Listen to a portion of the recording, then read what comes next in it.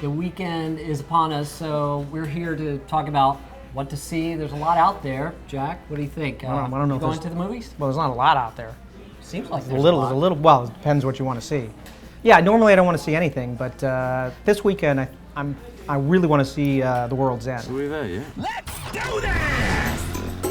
This is our chance to finally conquer the Golden Mile. 12 pubs, 12 pints. Now we talked about, you just did this great character versus spectacle piece. If you haven't watched that, definitely check it out. It's a pretty amazing rant. Rant? I think it's a rant. Okay. And that's what the like. It's like that. It's like that bad. Going hand in hand with your rant. Right. The World's End has the possibility of kind of developing some character. What? The thing that I'm least interested in The World's End is the plot, probably, which is, as far as I can tell, is people are supplanted by robots that spew blue fluid or something, and that just seems sort of tired. But I don't care because it's Simon Pegg and Nick Frost and Martin Freeman and all these great characters who clearly have a chemistry brought together.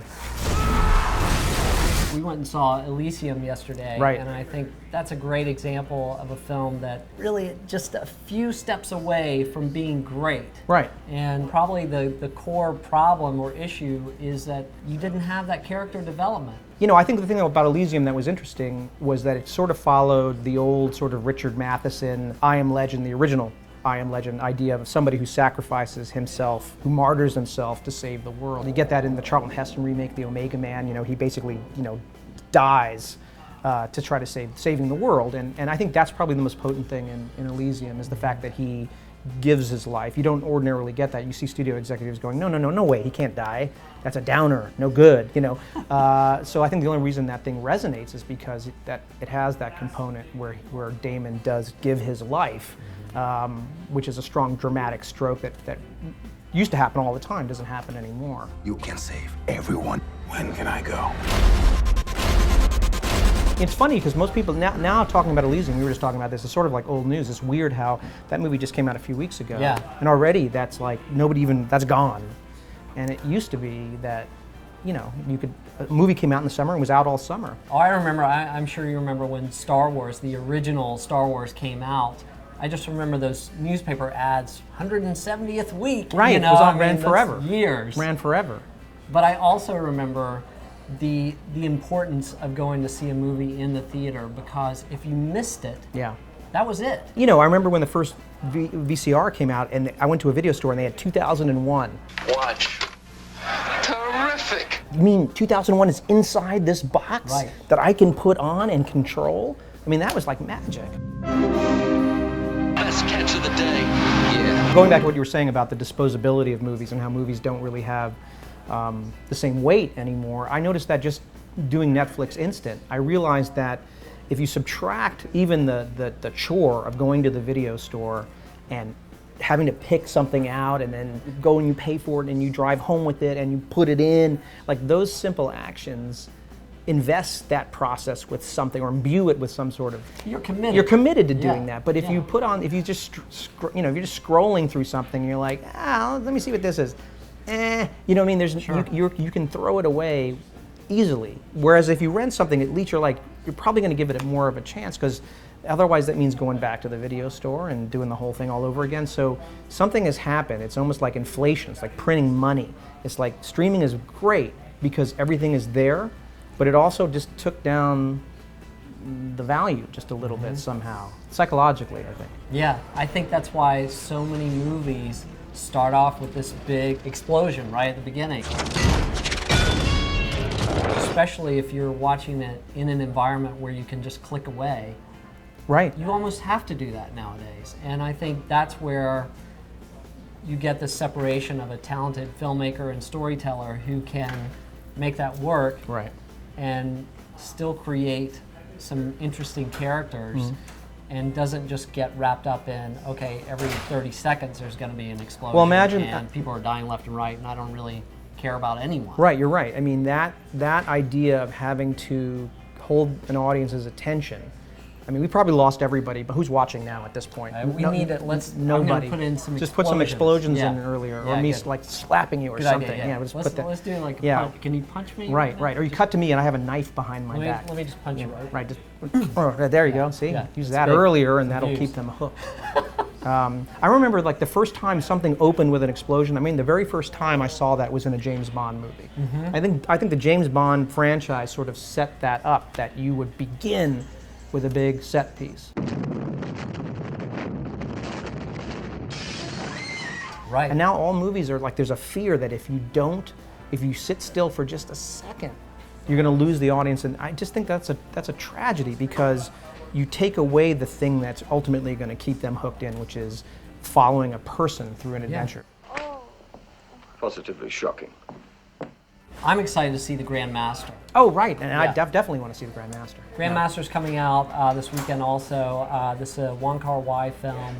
A couple of years ago, I saw what I called IP Man, IP but I Man. guess it's IP Man. I always called it IP Man. No, you want to say IP yeah, Man. but I loved IP Man. Right, right. I'll still call it IP Man. Call it I IP just like Man. the Right. sound of IP Man. This sounds better. The reason why Martin Scorsese is presenting the Grandmaster is because it's one master filmmaker who is about precision in his filmmaking, recognizing that. I mean, Scorsese saw the Grandmaster at Berlin and was like, "This is fantastic. You know, every stroke is doing something, and every moment has been perfectly underscored from a filmmaking perspective. So please let me just present this." Well, the other thing, just talking about more about character, is I feel like we're going to get to know these characters. Yeah. And that's the difference between these master storytellers that can just, yes, create an action-packed movie, but also trick you as an audience member into caring about these people. You know, just like Ang Lee did with Crouching Tiger, Hidden Dragon, which was a real surprise when that came out. The idea of like fusing real storytelling and real character development with these amazing kinetic martial arts sequences, I think is what we're going to get in the Grandmaster. I might start some kung fu classes. You going to do that? I don't know, I'm thinking about it. I think this movie might inspire me. Yeah. You know, it's funny. I remember I saw Dragon, the Bruce Lee story, with the entire theater was filled with karate school kids. Really? They were all like 7 or 8 year old karate school kids, and they were all in their white robes and stuff. Yeah, yeah. And the second the movie was over, they're all up in the seats, karate and kung fuing everywhere. Like they came out of the theater, they were all just like jacked up. I love it. Yeah, so that's the way I'm going to be. Yeah. I was really kind of on the fence about You're Next because the billboards kind of freaked me out. Right. But it looks to be really interesting. As some people describe it, a screwball comedy horror film. So is it a home invasion movie? Yeah. What is that? I may go see that too. I'm not Yeah. sure. Well, you go see it. You tell me, and if it's any Okay. good, I'll go see it. All right. Okay. I might do some karate in the middle of it. Right. Right. Another film is coming out that I'm actually not interested in at all is Mortal Instruments, City of Bones. What is it? You didn't see that? What? It's like Twilight meets Harry Potter. But it was a book, right? Or Yeah. a series of books? So it's like 8. So it's magical 8,000 owls books. and guys with wings and stuff? Probably, yeah. Yeah. The kids will probably love it. They'll love it. They'll love They'll it. eat it up. Magical hot guys and girls and magic. I like magic. I like but magic. I think Harry Did you Potter, see Magic?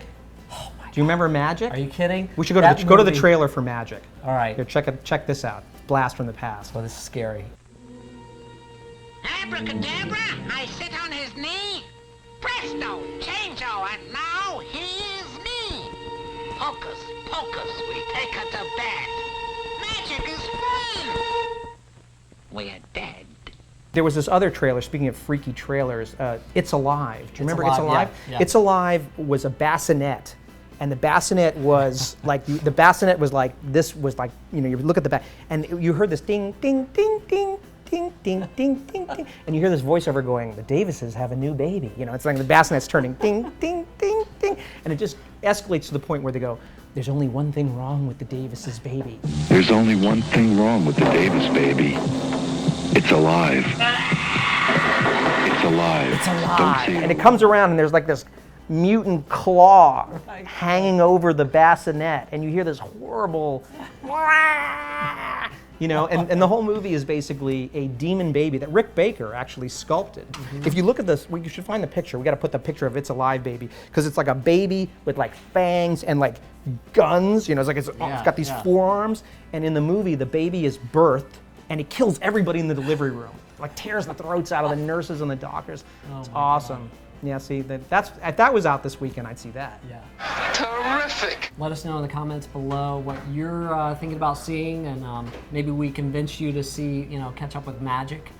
Right. Remember with the Fats, the psychotic puppet. Not Minnesota Fats. No, not me. He's a billiard player. You're a good billiard player. I can. Well, we play sometimes. Yeah. Yeah. Kicks my ass. It's amazing. He's pretty good. Very good shot. We'll see you next week. See you next time. No, I got a hunch, fat man. I got a hunch it's me from here on in. One ball, corner pocket.